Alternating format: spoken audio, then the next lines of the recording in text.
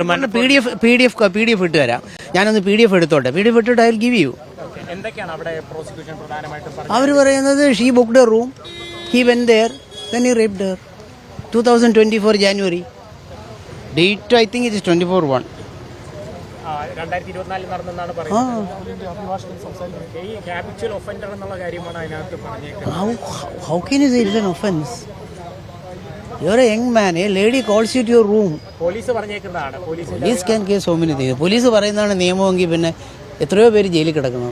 ഹൈക്കോടതിയിൽ അതിന് ജാമ്യ ഹർജി വീണ്ടും വാദം കേൾക്കുന്നു. അതിനൊരു തിരിച്ചടിയാകുമെന്ന് തോന്നുന്നു. ഹൈക്കോടതിയിൽ ശശിശങ്കറെ ഞാൻ അങ്ങോട്ട് വിളിക്കാം. മറ്റേതിൻ്റെ റിപ്പോർട്ട്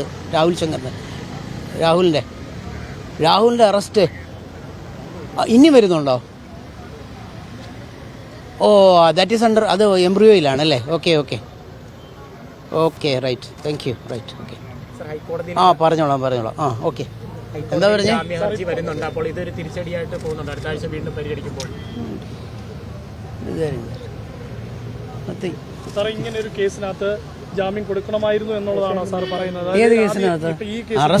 അറസ്റ്റ് എന്തിനാ? Why should a person be arrested if he is available for interrogation? ഒളിവിൽ പോയെന്ന് ആരാ പറഞ്ഞേ? When a person files an anticipatory bail application before the High Court, what does it mean? It means you are subjecting yourself to the custody of the court. ആണോ അല്ലേ? Then how can you say that അയാൾ ഒളിവിൽ പോയെന്ന്? ഞാൻ കോടതിയിലൊരു എന്നെ കള്ള പരാതിയുടെ പേരിൽ എന്നെ പോലീസ് പിന്തുടർന്ന് അറസ്റ്റ് ചെയ്യാൻ പോകുന്നു. കോടതി പറയുന്ന ഏത് നിർദ്ദേശത്തിലും ഞാൻ അനുസരിക്കാൻ തയ്യാറാണെന്ന് പറഞ്ഞ് ഞാൻ കോടതിയിലൊരു അപേക്ഷ കൊടുത്തു കഴിഞ്ഞാൽ how can you say that I am absconding? അതെങ്ങനെ ശരിയാവുക? It's not absconding. അതൊക്കെ നമ്മൾ നമ്മൾ കോയിൻ ചെയ്യുന്ന ഓരോ കാര്യങ്ങളല്ലേ. It's not absconding. Is a person who is under the jurisdiction of the court. കാരണമെന്നറിയോ?